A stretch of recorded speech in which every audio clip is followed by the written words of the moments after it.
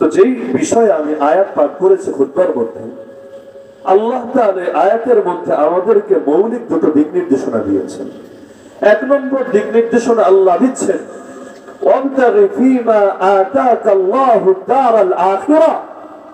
আল্লাহ তোমাকে যা কিছু দিয়েছেন, আল্লাহ তোমারে জান দিয়েছেন, আল্লাহ তোমারে মাল দিয়েছেন, আল্লাহ তোমাকে শ্রমের দেওয়ার মতো যোগ্যতা দিয়েছেন, আল্লাহ তোমাকে প্রতিভা দিয়েছেন, আল্লাহ তোমাকে সামর্থ্য দিয়েছেন, আল্লাহ তোমাকে সময় দিয়েছেন, আল্লাহ তোমাকে যা কিছু দিয়েছেন এগুলোকে কাজে লাগিয়ে আখিরাতের জীবনটাই গড়ার চেষ্টা করো।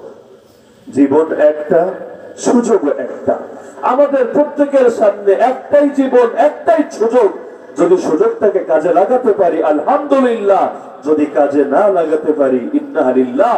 আরে মরার আগেই যখন মালাকুল মউত সামনে এসে হাজির হয়ে যায়, তখনই কোনো কাফের আর কাফের থাকে না, কোনো মুশরিক আর মুশরিক থাকে না, কোনো ভণ্ড আর ভণ্ড থাকে না। ফিরআউনের মতো তাগুতের মুখ দিয়েও তখন কালেমা বের হতে থাকে, কিন্তু সেটা তাদেরকে আল্লাহর আযাব থেকে বাঁচাতে পারে না। যখন সময় থাকে, যখন সুযোগ থাকে, তখন যদি সময় আর সুযোগকে কাজে না লাগায়, সময় আর সুযোগ চলে গেলে আফসোস করে কোনো লাভ হয় না। দেখেন না, বাংলাদেশে দেখবেন সদা সর্বদা আমরা আমাদের শৈশব থেকে এমন দেখে আসছি, যারা ক্ষমতার বাইরে থাকে, যেই দলই হোক, রাজনৈতিক দল যারা ক্ষমতার বাইরে থাকে, এদের কথা শুনলে মনে হবে এদের চাইতে বড় দেশপ্রেমিক মাটির উপরে আসমানের নিচে কেউ হয় নাই, হতে পারে না। আবার ঠিক এই মানুষগুলোই যখন ক্ষমতার গদি থেকে আরোহণ করে, তখন তাদেরকে দেখলে মনে হয় এদের মতো স্বার্থান্ধ, এদের মতো ধান্দাবাজ, এদের মতো লুটেরা মনে হয় জগতে দ্বিতীয় কেউ হতে পারে না। তার মানে কি, যখন সুযোগ থাকে না তখন বড় সুন্দর সুন্দর কথা বলে, যখন সুযোগ থাকে সুযোগটার এমন ভাবে কাজে লাগাতে থাকে নিজের জীবনকে গড়ার জন্য, নিজেদের দলের ক্যারিয়ারকে গড়ার জন্য, যে এতে গোটা জাতি কি বাঁচে নাকি মরে সেটা নিয়েও চিন্তা করার কোনো প্রয়োজন মনে করে না।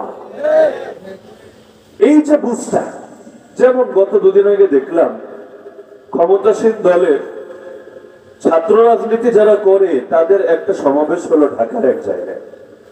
যাই হোক, সমাবেশ তো হতেই পারে, নিন্দনীয় কিছু না, ক্ষমতাসীনই হোক আর ক্ষমতার বাইরেই হোক। কিন্তু দেখলাম সেখানে এক পত্রিকা নিউজ করেছে তাদের সেই অনুষ্ঠানে প্রচুর পরিমাণ মাদ্রাসার ছাত্র নাকি অংশগ্রহণ করেছে। শিরোনামটা দেখেই বড় আগ্রহ কাজ করলো ভিতরে, এগুলো আবার কোন মাদ্রাসার ছাত্র, একটু চেহারা মুবারকটা দেখি, কারণ আমরাও তো কওমি মাদ্রাসায় পড়েছি। আবার যদি সরকারি মাদ্রাসা বা আলিয়া মাদ্রাসা লিখে দিত কোনো কৌতূহল কাজ করতো না, কিন্তু লিখে দিয়েছে কওমি মাদ্রাসা। আমরা যেহেতু কওমি মাদ্রাসায় বাচ্চাকাল থেকেই পড়েছি, স্কুলের বারান্দায় আমি যাই নাই, স্কুলে এক ক্লাসও পড়ি নাই, ছোটবেলা থেকেই কওমিতেই পড়েছি, আর এখনো কওমি মাদ্রাসায় পড়িয়ে যাচ্ছি, খেদমত করে যাচ্ছি। একটু আগ্রহ কাজ করলো, এরা আবার কোন কওমি মাদ্রাসার প্রোডাক্ট একটু দেখা দরকার। কারণ আমরা যত কওমি মাদ্রাসা চিনি সেখানে সেকুলার রাজনীতি তো দূরের কথা, যেগুলোতে আমরা পড়েছি, পড়াচ্ছি, খেদমতে আছি, সবগুলোতে সব ধরনের রাজনীতি করা এটা এতটাই নিষেধাজ্ঞার বিষয় ছিল, যদি কারো ক্ষেত্রে রাজনৈতিক কোন সংশ্লিষ্টতা প্রমাণিত হতো আমাদেরকে বিনা কথায় বহিষ্কার করে দেওয়া হতো। এত বেশি করা ছিল।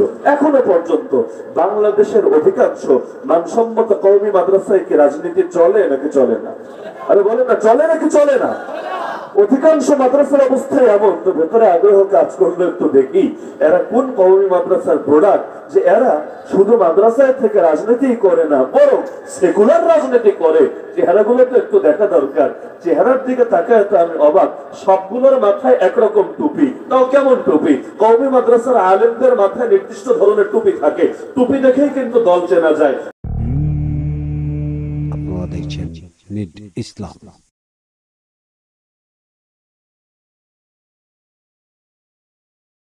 অবস্থিত আল জান্নাত জামে মসজিদের উদ্যোগে আয়োজিত আজকের এই ওয়াজ মাহফিলের সম্মানিত সভাপতি ও আয়োজক বৃন্দ, উপস্থিত আমার শ্রোতা ওয়াজিবুল ইহতিরাম হযরত উলামায়ে কেরাম, এলাকার গণ্যমান্য মুরব্বীগণ, স্থানীয় এবং দূর দূরান্ত থেকে আগত দিন দরদি কোরআন প্রেমী প্রিয় তাওহীদি জনতা এবং পর্দার আড়ালে থাকা মা ও বোনেরা, আলহামদুলিল্লাহ দেশে তো এখন মাহফিলের স্বাভাবিক মৌসুম না। বাংলাদেশে মাহফিলের স্বাভাবিক সময় হলো শীতকাল। শীতকালে মাহফিল করেও মজা, শুনেও মজা, গরমের এত ঝামেলা থাকে না, বৃষ্টিরও ঝুঁকি থাকে না।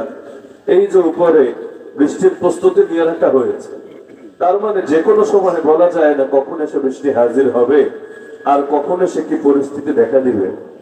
তারপরও এই দুর্যোগপূর্ণ আবহাওয়ার মধ্যে, প্রতিকূল পরিস্থিতির মধ্যে বাংলাদেশের খুব কম এলাকায় মাহফিল চলছে। যেই কয়টা এলাকায় এই প্রতিকূল আবহাওয়ার মধ্যেও মাহফিল চলছে, এর মধ্যে আপনাদের নরসিংদী, বিশেষভাবে আপনাদের এই চরাঞ্চল বিশেষভাবে উল্লেখযোগ্য। নিঃসন্দেহে এটা আল্লাহ তাআলার দ্বীনের প্রতি, আল্লাহ তাআলার রাত এবং তার রাসূল সাল্লাল্লাহু আলাইহি ওয়াসাল্লামের রিসালাতের প্রতি আমাদের মহব্বত এবং ভালোবাসারই প্রকাশ। সাউন্ড এলোমেলো করেন কেন? রেকর্ড দিয়ে ঠিক করো। তো এখন দুনিয়ার মধ্যে যে যে জিনিসকে ভালোবাসে, যে কোনো মূল্যে সে সেটাকে আদায় করেই চায়। যারা গানকে ভালোবাসে, বাজনাকে ভালোবাসে, মিউজিককে ভালোবাসে, অনেক কষ্ট করে হলেও তারা যাত্রাপালা হোক অথবা বাইরের কোন নর্তকী এনে, কোন গায়ক গায়িকা এনে আয়োজন করার চেষ্টা করে। এমনকি আপনাদের এলাকায় তো অনেক সময় ছেলে পেলেরা নৌকা নিয়ে পিকনিকে নেমে যায়। কেন? তাদের দিলের মধ্যে গানই ভালো লেগে গেছে, বাদ্যযন্ত্রের মহাব্বতই পয়দা হয়ে গেছে। তো যে যেটাকে মহাব্বত করে সে সেটার পেছনে সময়, শ্রম সবকিছুই ব্যয় করার চেষ্টা করে। একইভাবে যারা কোরআনকে মহাব্বত করে, কোরআনের মাহফিলকে মহাব্বত করে, তারাও কোরআনের জন্য নিজের সর্বস্ব উৎসর্গ করার জন্য প্রতি মুহূর্তে প্রস্তুত থাকে। মাঝে মধ্যে অনেকে বলে, যেমন মাহফিল আনার ক্ষেত্রেও আমাদের দেশে একটা স্বাভাবিক ঐতিহ্য, সংস্কৃতি আছে। মাহফিল একদিকে তো সেটা আছে আমাদের হেদায়েতের একটা মাধ্যম, দ্বীনি আলোচনার একটা মজলিস, পাশাপাশি মাহফিল কিন্তু আমাদের দেশের হাজার বছরের একটা ঐতিহ্য, একটা সংস্কৃতিও বটে। আমাদেরও মনে পড়ে ছোটবেলায় এলাকায় যখন মাহফিল হতো, দিনগুলো অনেকটা আমাদের কাছে ঈদের দিনের মতোই মনে হতো। আলাদা এক ধরনের আবেগ, এক ধরনের ভালো লাগা। আমরা অপেক্ষায় থাকতাম কবে আসবে মাহফিল। মাহফিলে যেতাম, বয়ান তো শুনতামই, মাহফিলে যে বিভিন্ন জিনিস পাওয়া যায়, যেমন মুরালি, গজা। গজা চিনেন তো? গাজা না, আবার গজা, অর্থাৎ একটা স্টিকের মতো, উপরে আবার হলো চিনি মাখা ইত্যাদি বিভিন্ন আইটেমের খাবার দাবার যে পাওয়া যায়, অনেক শখ করে খেতাম এগুলো। বাতাসি পাওয়া যেত, আরো বিভিন্ন ধরনের আইটেম গুলো পাওয়া যেত। এখন অনেক জায়গায় এগুলো খুব বেশি অ্যাভেলেবল দেখি না। তো সেই সময় আলাদা একটা আবেগ কাজ করতো যে মাহফিলে যাবো, এগুলো খাবো, অনেকের সাথে দেখা হবে, যাদের সাথে নিয়মিত দেখা সাক্ষাৎ হয় না। আবার দেশের বড় বড় আলেমরা আসবে, আমরা সামনে বসে কিছু কথা শুনবো, জীবন গড়ার কিছু শিক্ষা নিব। এমনকি ছোটবেলায় যে ওয়াজগুলো শুনেছি, এত বেশি মনোযোগ দিয়ে সেই সময় ওয়াজ শুনতাম, অনেকগুলো ওয়াজ এখনো আমার হুবহু মনে আছে, আলহামদুলিল্লাহ। যারা বয়ানগুলো করেছিলেন তাদের অনেকে ইতিমধ্যে কবরে, জমিনের উপরে নাই, কিন্তু এখনো ওয়াজগুলো কানে বাজে, কারণ সে সময় এতটা মনোযোগ দিয়ে এগুলো শুনতাম।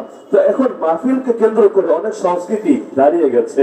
মাঝে মধ্যে কেউ কেউ জিজ্ঞেস করে, এই যে মাহফিলে আনার সময় প্রচুর পরিমাণ মানুষ যায়, ধরেন 20টা, 30টা, 40টা, 50টা মোটরসাইকেল, সবাই যায় এক ধরনের উৎসব করে, হর্ন বাজাতে বাজাতে, এলাকারে গরম করে, তাকবীর দিতে দিতে মাহফিলে আনে। মাঝে মধ্যে জিজ্ঞেস করে এটা উচিত কিনা, বা এটা আমাদের করণীয় কিনা, বা এটা আমাদের শানে যায় কিনা।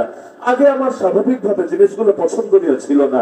এক সময় আমি নিষেধাজ্ঞাও জারি করেছিলাম, আমাকে রিসিভ করতেও যদি আসেন সর্বোচ্চ 1টা থেকে 2টার বেশি মোটরসাইকেল আনবেন না, এলাকার মানুষদেরও কোনো বিরক্ত করবেন না, এবং এগুলোকে নিজেদের একটা আলাদা সংস্কৃতি বা আলাদা বেদাতে পরিণত করবেন না। তবে মাঝে মধ্যে আবার ভিন্ন একটা চিন্তাও ভেতরে কাজ করে, সেটা হলো যুবকরা কিছু একটা করতে চায়, কোন একটা আবেগকে কাজে লাগাতে চায়। যদি দ্বীনের পথে থেকে বৈধভাবে আবেগ কাজে না লাগাতে পারে, অনেক সময় সেটাই অবৈধতার দিকে ছোটে। যেমন ধরেন বিনোদন। বিনোদন কিন্তু মানুষের জীবনে টুকটাক সবার জিন্দেগিতেই লাগে। আল্লাহ রাসূল সাল্লাল্লাহু আলাইহি ওয়াসাল্লাম তিনিও তো কখনো হাসি তামাশা করেছেন। যেমন সেই বুড়ির ঘটনা সকলেই জানেন। আল্লাহ নবী সেই বুড়ির হাদিস শোনালেন, শোনো, জান্নাতে কোনো বুড়ি বেড়ি প্রবেশ করবে না। বুড়ি তো শুনে পেরেশান, হ্যাঁ আল্লাহ আমার কি হবে, আমি বুড়া হয়ে গেছি, তাই বলে আমি জান্নাতে যেতে পারবো না। বড় চিন্তিত হয়ে গেছে, বড় পেরেশান হয়ে গেছে। সে কষ্ট নিয়ে এখান থেকে ফিরছে। সে যাওয়ার আগে নবী তারে ডাক দিয়ে বললেন, শোনো, তোমার চিন্তার কোনো কারণ নাই। আরে জান্নাতে যখন যাবে কেউ তো আর বুড়ি থাকবে না, সবাই তো তখন কুমারী নারী হয়ে যাবে, তোমার দুশ্চিন্তার কোনো কারণ নাই। দুনিয়ায় বুড়ি, কিন্তু জান্নাতে যখন ঢুকবা তখন আর বুড়ি থাকবা না, তখন সম্পূর্ণ যুবতী হয়ে যাবা। তো এই যে মজা করা, আনন্দ করা, বিনোদন করা, যদি সেটা তাতে কোনো হারাম না জড়িয়ে যায়, ইসলাম বিরোধী কোনো বিষয় না জড়িয়ে যায়, তাহলে ঢালাও ভাবে সেটাকে নিষেধ করা যায় না। তবে বিনোদনকে আবার জীবনের মূল লক্ষ্যে পরিণত করা যায় না। যেমন আল্লাহ নবী বলেন, ইয়াকুম ওয়া কাসরাতাদ যিহ, তোমরা বেশি বেশি হাসা থেকে বেঁচে থাকো, কারণ ফাইন্না কাসরাতাদ যিহকি তুমিতুল কুলুব, অনেক বেশি পরিমাণে যারা হাসে তাদের অন্তরটা মরে যায়, অন্তরের ভেতর আল্লাহর ভয় থাকে না। মুনাজাতে যখন হাত তোলে তখন চোখ দিয়েও পানি আসে না। সাময়িক হাসা যদি হাসে, মুচকি হাসি হাসে, এতে অন্তর মরে না, কিন্তু মাত্রাতিরিক্ত হাসাহাসিকেই যদি জীবনের আদর্শ বানিয়ে ফেলে, অন্তরটাও আর জিন্দা থাকে না। এ কারণে এটা পাবেন সাহাবীদের মধ্যে অনেকে মাঝে মধ্যে এরকম একটু হাসি, নিজেরা হেসেছেন বা এমন কথা বলেছেন যেটাতে অন্যরা হেসেছে, কিন্তু আজকালকার যুগের মতো কোনো কমেডিয়ান অথবা এমন লোক যাদের পেশাই হলো মানুষে সত্য বলে হোক, মিথ্যা বলে হোক, নাটক করে হোক, অভিনয় করে হোক, হাসানো, এরকম কোন নমুনা সাহাবীদের জামানায় ছিল এমন কোন ঘটনা আমার নজরে পড়ে নাই। আপনাদের কারো নজরে পড়েছে? কেউ জিন্দেগিতে শুনেছেন যে সাহাবীদের মধ্যে অমুক কমেডিয়ান ছিল? আজকাল তো হুজুরদের মধ্যেও কমেডিয়ান বের হয়ে গেছে, মাথায় টুপি দিয়ে, গায়ে জামা দিয়ে ইচ্ছা মতো কৌতুক করে, ব্যক্তিত্ব পরিপন্থী কাজ করে। হ্যাঁ, এক হলো একজন আলেম বয়ান দিচ্ছেন, এমন কিছু বললেন যাতে মানুষের মুখে একটু হাসি ফুটলো, ঘুমটা ভাঙলো, একটু ক্লান্তিটা দূর হলো, আলাদা আরেকটু নতুন রিফ্রেশনেস তৈরি হলো, এতে নিষেধাজ্ঞার কিছু নাই। কিন্তু এটাকেই নিজের জীবনের একটা পুঁজি বানিয়ে ফেলা, পেশা হিসাবে গ্রহণ করা, এটা আমার কাছে মনে হয় সাহাবী, তাবেঈ এবং তাবে তাবেঈর আদর্শ পরিপন্থী। এটা কখনোই কোন প্রকৃত মুমিনের শানে যায় না। তো যেই বিষয়ে আমি আয়াত পাঠ করেছি খুতবার মধ্যে, আল্লাহ তাআলা আয়াতের মধ্যে আমাদেরকে মৌলিক দুটো দিক নির্দেশনা দিয়েছেন। এক নম্বর দিক নির্দেশনা আল্লাহ দিচ্ছেন, ওয়াবতাগি ফীমা আতাকাল্লাহুদ দারাল আখিরা, আল্লাহ তোমাকে যা কিছু দিয়েছেন, আল্লাহ তোমারে জান দিয়েছেন, আল্লাহ তোমারে মাল দিয়েছেন, আল্লাহ তোমাকে শ্রমের দেওয়ার মতো যোগ্যতা দিয়েছেন, আল্লাহ তোমাকে প্রতিভা দিয়েছেন, আল্লাহ তোমাকে সামর্থ্য দিয়েছেন, আল্লাহ তোমাকে সময় দিয়েছেন, আল্লাহ তোমাকে যা কিছু দিয়েছেন এগুলোকে কাজে লাগিয়ে আখিরাতের জীবনটাই গড়ার চেষ্টা করো। জীবন একটা, সুযোগ একটা, আমাদের প্রত্যেকের সামনে একটাই জীবন, একটাই সুযোগ। যদি সুযোগটাকে কাজে লাগাতে পারি আলহামদুলিল্লাহ, যদি কাজে না লাগাতে পারি ইন্না লিল্লাহ। আরে মরার আগেই যখন মালাকুল মউত সামনে এসে হাজির হয়ে যায়, তখনই কোনো কাফের আর কাফের থাকে না, কোনো মুশরিক আর মুশরিক থাকে না, কোনো ভণ্ড আর ভণ্ড থাকে না। ফিরআউনের মতো তাগুতের মুখ দিয়েও তখন কালেমা বের হতে থাকে, কিন্তু সেটা তাদেরকে আল্লাহর আযাব থেকে বাঁচাতে পারে না। যখন সময় থাকে, যখন সুযোগ থাকে, তখন যদি সময় আর সুযোগকে কাজে না লাগায়, সময় আর সুযোগ চলে গেলে আফসোস করে কোনো লাভ হয় না। দেখেন না, বাংলাদেশে দেখবেন সদা সর্বদা আমরা আমাদের শৈশব থেকে এমন দেখে আসছি, যারা ক্ষমতার বাইরে থাকে, যেই দলই হোক, রাজনৈতিক দল যারা ক্ষমতার বাইরে থাকে, এদের কথা শুনলে মনে হবে এদের চাইতে বড় দেশপ্রেমিক মাটির উপরে আসমানের নিচে কেউ হয় নাই, হতে পারে না। আবার ঠিক এই মানুষগুলোই যখন ক্ষমতার গদি থেকে আরোহণ করে, তখন তাদেরকে দেখলে মনে হয় এদের মতো স্বার্থান্ধ, এদের মতো ধান্দাবাজ, এদের মতো লুটেরা মনে হয় জগতে দ্বিতীয় কেউ হতে পারে না। তার মানে কি, যখন সুযোগ থাকে না তখন বড় সুন্দর সুন্দর কথা বলে, যখন সুযোগ থাকে সুযোগটার এমন ভাবে কাজে লাগাতে থাকে নিজের জীবনকে গড়ার জন্য, নিজেদের দলের ক্যারিয়ারকে গড়ার জন্য, যে এতে গোটা জাতি কি বাঁচে নাকি মরে সেটা নিয়েও চিন্তা করার কোনো প্রয়োজন মনে করে না। এই যে বুঝটা, যেমন গত দুদিন আগে দেখলাম ক্ষমতাসীন দলের ছাত্র রাজনীতি যারা করে তাদের একটা সমাবেশ হলো ঢাকার এক জায়গায়। যাই হোক, সমাবেশ তো হতেই পারে, নিন্দনীয় কিছু না, ক্ষমতাসীনই হোক আর ক্ষমতার বাইরেই হোক।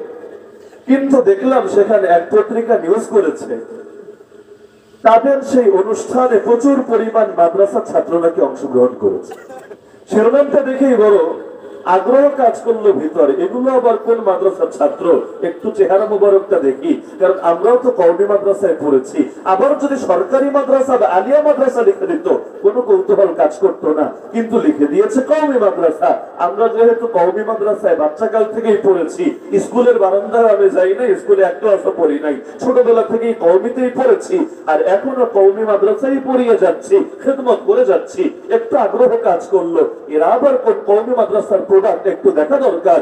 কারণ আমরা যত কওমি মাদ্রাসা চিনি সেখানে সেকুলার রাজনীতি তো দূরের কথা, যেগুলোতে আমরা পড়েছি, পড়াচ্ছি, খেদমতে আছি, সবগুলোতে সব ধরনের রাজনীতি করা এটা এতটাই নিষেধাজ্ঞার বিষয় ছিল, যদি কারো ক্ষেত্রে রাজনৈতিক কোন সংশ্লিষ্টতা প্রমাণিত হতো আমাদেরকে বিনা কথায় বহিষ্কার করে দেওয়া, এত বেশি করা ছিল।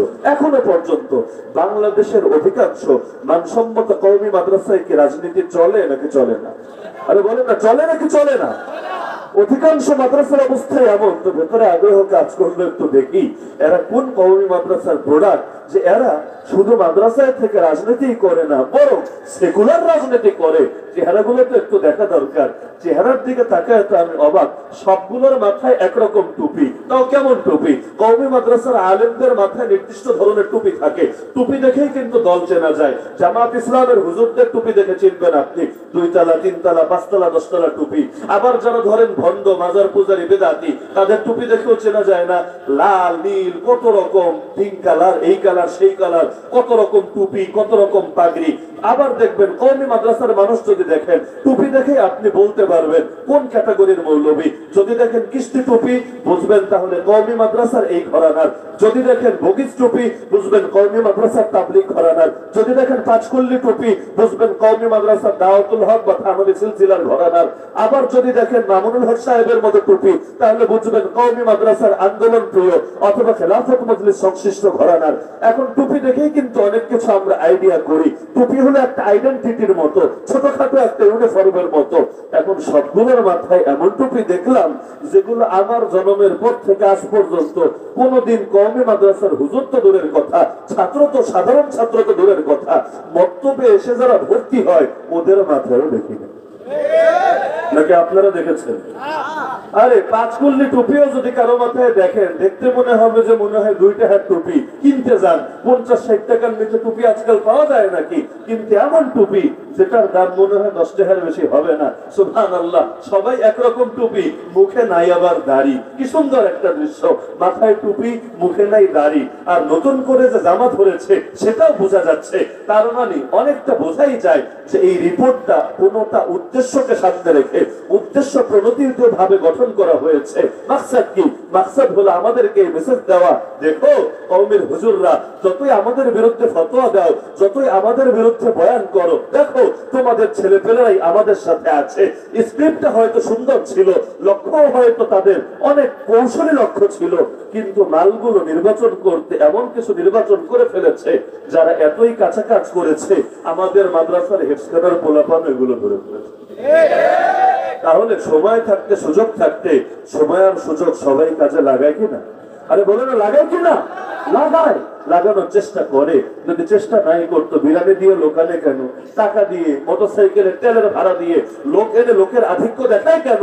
তার মানে এটা গৌরবের প্রতীক। যেহেতু টাকা আছে, যেহেতু সুযোগ আছে, সুযোগটা ভালো কাজে ব্যয় করি না, দলের ভালো হবে, নিজেদের ভালো হবে, ভবিষ্যতের ভালো হবে। তো দুনিয়ার সবাই বোঝে সুযোগ থাকতে সুযোগের কাজে লাগাতে হয়। অনেক সময় ছেলে পেলে এসে বলে, হুজুর এখন তো খাওয়ারই বয়স, এখন যদি এত ঠিকঠাক মতো না খাই, এত বাছ বিচার করি, একটা সময় তেমন আসবে যখন খেতে চাইবো আর খেতে পারবো না, ডায়াবেটিসের কারণে এটা নিষেধ, ওটার কারণে ওটা নিষেধ, তখন দিল চাইলেও খাইতে পারবো না আমি। এখন যেহেতু সুযোগ আছে, ইচ্ছা মতো খেয়ে নেই, এতে যদি আমার শরীর বারে বাড়ুক, এতে যদি আমার কোনো ক্ষতি হয় হোক, এখন এটা সময় হারিয়ে গেলে এটার জন্য তো আফসোস থেকে যাবে। তো দুনিয়াদাররা সবাই বোঝে সময়ের গুরুত্ব, খালি আমরা বুঝি না সময়ের কি গুরুত্ব। আমরা সকলে আগামীর অপেক্ষায় থাকি। যে কাউকে জিজ্ঞেস করেন, কিরে ভাই দাড়ি রাখো না কেন, কিরে ভাই নামাজ কন্টিনিউ করো না কেন, কিরে ভাই আল্লাহ তাআলার দ্বীনের অনেক কিছুই তো বোঝো, যেগুলো বোঝো সেগুলো মানো না কেন? বলবে হুজুর মন ফ্রেশ আছে, মানবো, কিন্তু কিছুদিন যাক না, যখন সময় আসবে, একটু বয়স হবে, একটু ম্যাচিউর হব, তখন মানা শুরু করব। তাহলে অন্য সব ক্ষেত্রে সময় থাকতেই সময়ের কাজে লাগায়, কিন্তু ধর্মের বিষয়ে আসলেই খালি আগামী আগামী আগামী বলে ভবিষ্যতের জন্যই ফেলে রাখে। এর চাইতে বড় ধোঁকা মানুষের জন্য কি হতে পারে?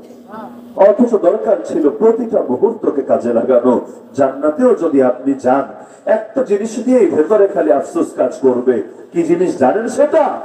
সেই সময়গুলো, সেই মুহূর্তগুলো যেগুলো কাটিয়ে দিয়েছেন হেলায় খেলায়, আল্লাহ তাআলার ইবাদত বন্দেগী জিকির আজকার ছাড়া দিলের ভেতরে এই চিন্তাটাই আসবে, আরে আরেকটা বার বেশি যদি সুবহানাল্লাহ বলতাম, জান্নাতে আল্লাহ এত বিশাল জায়গা দিত, এমন একটা গাছ দিয়ে দিত, যেই গাছের নিচ দিয়ে কয়েকশো বছর অতিক্রম করেও গাছটারে অতিক্রম করতে পারতাম। তাহলে জাহান্নামীরা জাহান্নামে গেলে আফসোস তো থাকবেই।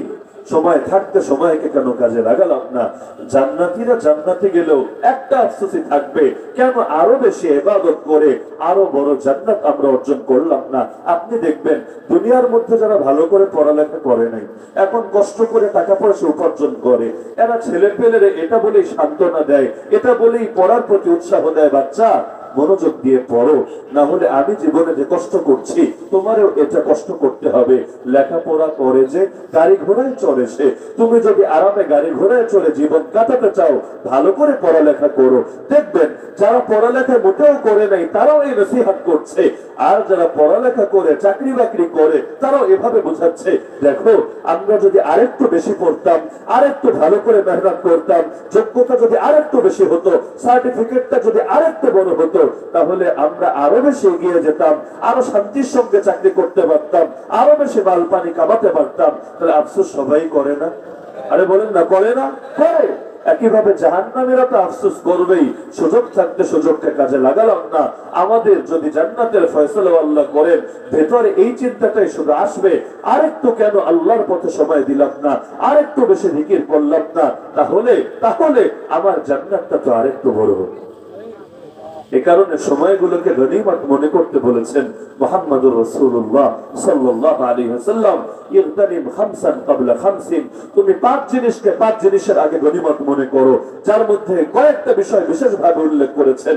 যৌবনকালকে বুড়া হওয়ার আগে গনিমত মনে করো, সুস্থতাকে অসুস্থতার আগে গনিমত মনে করো, জীবনটারে মরার আগে গনিমত মনে করো। আরে এখনই সময় থাকতে যদি গনিমত মনে না করো, দাঁত থাকতে দাঁতের কদর দানি যদি না করো, যখন সময় হারিয়ে যাবে আফসোস করেও কিন্তু আর কোনো লাভ হবে না। আমাদের বাংলাদেশের একটা কমন সমস্যা, যত বড় আলেম হোক এই দেশে, দেখবেন যতদিন বেঁচে আছে ততদিন মূল্যায়ন কম হচ্ছে, যেই মাত্র মরে গেছে সবাই হাই হাই করে আফসোস করতে শুরু করেছে। বহুত বড় বড় বুজুর্গ এমন যারা মারা যাওয়ার পর গোটা জাতি জানতে পারে এত বড় একজন রত্ন, এত বড় একজন তারকা আমাদের মধ্যে ছিল, কিন্তু বেঁচে থাকতে তাকে মূল্যায়ন করে না, তার থেকে ইলমি আমলি উপকার লাভ করে না, আর চলে যাওয়ার পর আফসোসেরও কোনো শেষ থাকে না।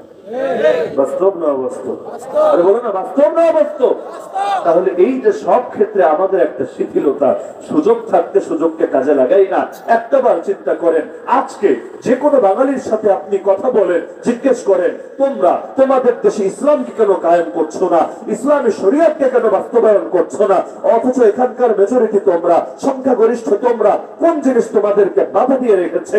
আর যদি গণতন্ত্রের কথাও বলো, গণতন্ত্রের দাবি হলো অধিকাংশ জনগণ যা চাইবে সেটাই আইন হিসাবে বাস্তবায়িত হবে। পৃথিবীর অনেক দেশে মদ আইনগত ভাবে বৈধ না, এমনকি বাংলাদেশেও লাইসেন্স নিয়ে মদ খাওয়া বৈধ না। বড় বড় গায়ক গায়িকা নায়ক নায়িকারা লাইসেন্স নিয়ে নিয়ে মদ খায়, এজন্য আলাদা বার পর্যন্ত বানানো থাকে।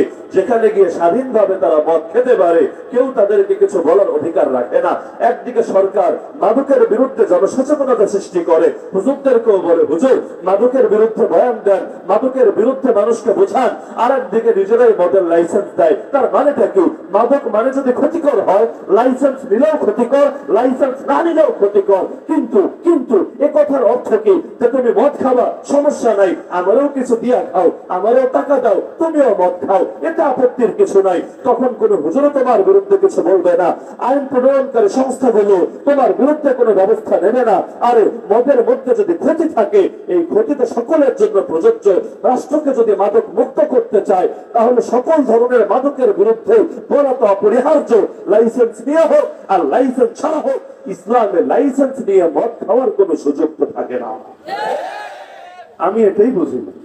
একদিকে হুজুরদের বলবে হুজুর ধর্ষণের বিরুদ্ধে বলেন, নারীর অধিকার নিয়ে আলোচনা করেন, আরেকদিকে নিজেরাই সব নষ্টামি, ভ্রষ্টামি, অশ্লীলতাকে ঢালাও ভাবে প্রমোট দিতে থাকবে, এগুলোর পেছনে ফান্ডিং করতে থাকবে। কিভাবে নষ্টামি ছড়িয়ে দেওয়া যায়, এটা প্রতিটা ঘরে ঘরে পৌঁছে দেওয়া যায়, সারা জীবন এই ধান্দাই করে যাবে। আপনি একটাবার চিন্তা করেন, বাংলাদেশের মতো একটা সংখ্যাগরিষ্ঠ মুসলিম বসে বসে এখানকার রাজনীতিবিদরা প্রকাশ্যে বলে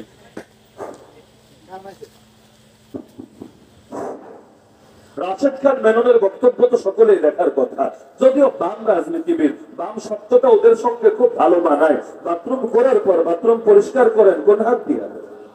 কোথাও ময়লা লাগলে ময়লাটা ছড়ান কি দিয়া? ডান হাত দিয়া না বাম হাত দিয়া? বাম রাজনীতি যারা করে ওদের সঙ্গে বাম শব্দটাও খুব সুন্দর ভাবে মেলে। এগুলো এতটাই পচা, এগুলো এতটাই গান্ধা, এদের রাজনীতিটাও এতটাই নিকৃষ্ট যে ওরা ডান হওয়ার উপযুক্ততাই রাখে না। এমনকি ওদের মনটাও এত বেশি মোহরবদ্ধ, ওরা নিজেরা নিজেদেরকে বাম পরিচয় দিতে লজ্জাও লাগে না। বাম কি ভালোর আলামত না ডান ভালোর আলামত? মসজিদে ঢোকার সময় কোন পা দিয়া ঢোকেন? বাথরুমে ঢোকার সময় কোন পা দিয়া ঢোকেন? কেন? মসজিদে ডান পা, বাথরুমে বাম পা, খাওয়ার সময় ডান হাত, আর নিজের মলমূত্র পরিষ্কার করার সময় বাম হাত। কেন? আল্লাহ নবী জানিয়েছেন সব ভালো কাজ করতে হয় ডান দিয়ে। কাপড় পরবেন ডান পাশ দিয়ে পরা শুরু করবেন, কাপড় খুলবেন তখন বাম পাশ দিয়ে খোলা শুরু করবেন। ভালো কাজ করতে হয় ডান দিয়ে, খারাপ কাজ করতে হয় বাম দিয়ে। এই বাম গুলো যে আসলেই খারাপ, এটা বাম শব্দের মধ্যেই লুকিয়ে আছে। যারা প্রকাশ্যে বলছে আমি ছাত্রলীগের মিছিল দেখতে গেলাম, সেখানে আমি গিয়ে অবাক হলাম। আরে 4-5টা মেয়ে এমন পেলাম যাদেরকে দেখলে মনে হয় এরা বাঙালি মেয়ে, বাকি সবগুলোকে দেখে আমার মনে হয়েছে এগুলো মনে হয় পাকিস্তানি বা আফগানিস্তানি মেয়ে। নাউযুবিল্লাহ মিন যালিক। কেন মনে হয়েছে? ব্যাখ্যাও নিজে করেছে। আরে ছাত্রলীগের মিছিলে বোরকা পরে এসেছে, হিজাব পরে এসেছে, কেউ কেউ নেকাব পরে শুধু চোখটা খোলা রেখে এসেছে, এটা কিভাবে মেনে নেওয়া যেতে পারে? আরে দরকার তো ছিল সকলেই ওদের সামনে নিজেদের সবকিছু খুলে এসে হাজির হবে, তখন এই বামদের শয়তানিটা প্রকাশিত হবে।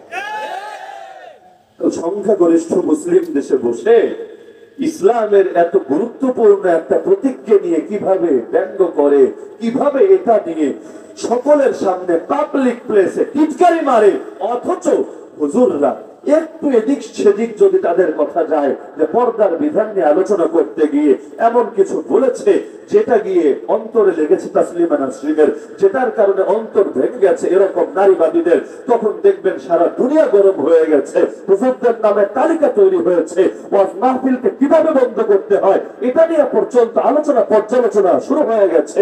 আর কোন নারী কি পোশাক পরবে এটা নির্ধারণ করে দেওয়ার ক্ষমতা রাশেদ মেননকে কে দিয়েছে? আরে নারী স্বাধীনতা যদি হয় পোশাক কমাতে পারা, তাহলে নারীর স্বাধীনতা তো এটাও হবে পোশাককে সম্পূর্ণভাবে নিজেকে আবৃত করা। আর একজন নারী যদি খোলামেলা চলে তার স্বাধীনতা হয়, তাহলে হিজাব পরা, বোরকা পরা, নেকাব পরা কেন তার স্বাধীনতা হবে না? কোন নারী কি পোশাক পরবে, আমাদের মা বোনরা কিভাবে রাস্তায় বের হবে, এটা কোন পক্ষে সেই বামেরা অথবা তাসলিমা নাসরিনরা ঠিক করে দেবে। কিন্তু ঝামেলা কোথায় হয়েছে জানেন? ওরা ওদের অধিকারের কথা ঠিকই বলে, আমরা আমাদের অধিকারের কথাগুলো সাহস করে বলতে পারি না। যেই অধিকার আমাদেরকে দিয়েছেন আল্লাহ তাআলা কোন বিষয়ে অধিকার দেওয়ার পর সেই বিষয়ে কোন মানুষের অনুমোদন লাগে না। আল্লাহ আমাদেরকে অধিকার দিয়েছেন, আমরা আল্লাহর ঘরে গিয়ে নামাজ আদায় করব। গোটা জমিন মিলে যদি বলে না না তোরা মসজিদে গিয়ে নামাজ আদায় করতে পারবি না, আমরা কি ওদের কথা মেনে নেব? আরে মেনে নেব? আমি আমার দল ভুলে, আমার দেশ ভুলে, আমার জেলা ভুলে, আমার জানমাল সব ভুলে আমি বলবো নামাজের অধিকার আমি আদায় করবই করব। এজন্য যদি জান কোরবান করা লাগে হাসি মুখে নিজের জানটাও কোরবান করে দেব। কিন্তু ঝামেলা হয়েছে এখানে, ইসলামের কিছু বিষয় আমাদেরকে ধরিয়ে দিয়েছে, নাও এগুলো নিয়ে কোনো ঝামেলা নাই, এটা এটা করো, এগুলোর জন্য ফান্ডিং ওরাও এসে করে, কোনো আপত্তি নাই।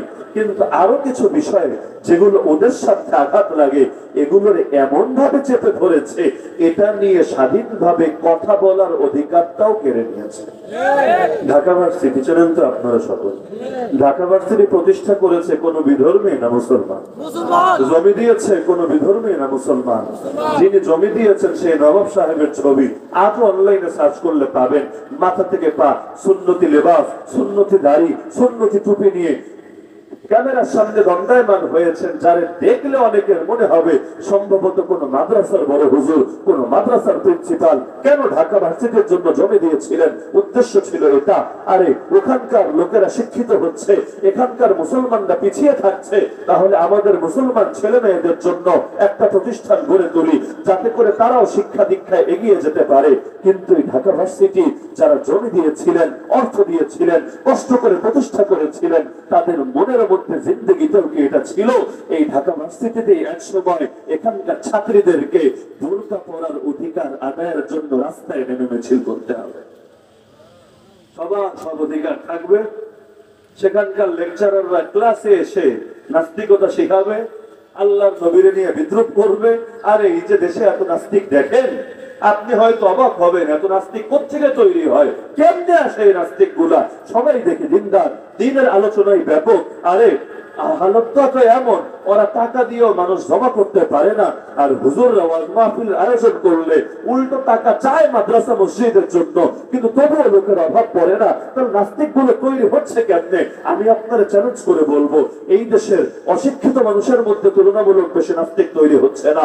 কওমি মাদ্রাসা থেকে নাস্তিক তৈরি হচ্ছে না, আলিয়া মাদ্রাসা থেকেও নাস্তিক তৈরি হচ্ছে না, মূর্খ মানুষদের মধ্যে থেকেও নাস্তিক তৈরি হচ্ছে না। তো নাস্তিক তৈরি হচ্ছে কোত্থেকে? নাস্তিক তৈরি হচ্ছে এই দেশের সর্বোচ্চ পর্যায়ে শিক্ষাঙ্গন গুলো থেকে। যেই কয়েকজন মুজাহিদ তৈরি হচ্ছে না দ্বীনের দুর্গগুলো থেকে, এর চাইতে বেশি পরিমাণ নাস্তিক তৈরি হচ্ছে ওদের উচ্চাঙ্গের শিক্ষাঙ্গন গুলো থেকে। কিসের জন্য? কারণ কি জানেন? কারণ একটাই, আমাদের জবানে তো তালা মেরে রেখেছে, আমরা স্বাধীনভাবে আমাদের কথাগুলো বলতে পারি না, কিন্তু ওদের জবানের নিরাপত্তা ওরাই দিয়েছে। দেখেন না সুইজারল্যান্ডে সে ঈদের দিন থেকে শুরু করে আজও পর্যন্ত কতবার আল্লাহর কিতাব কোরআন করিয়ে ছাই করেছে। এটা নিয়ে আমেরিকার গরজ নাই, এটা নিয়ে জাতিসংঘের দরদ নাই, এটা নিয়ে আন্তর্জাতিক পৃথিবীর কোনো বক্তব্য নাই।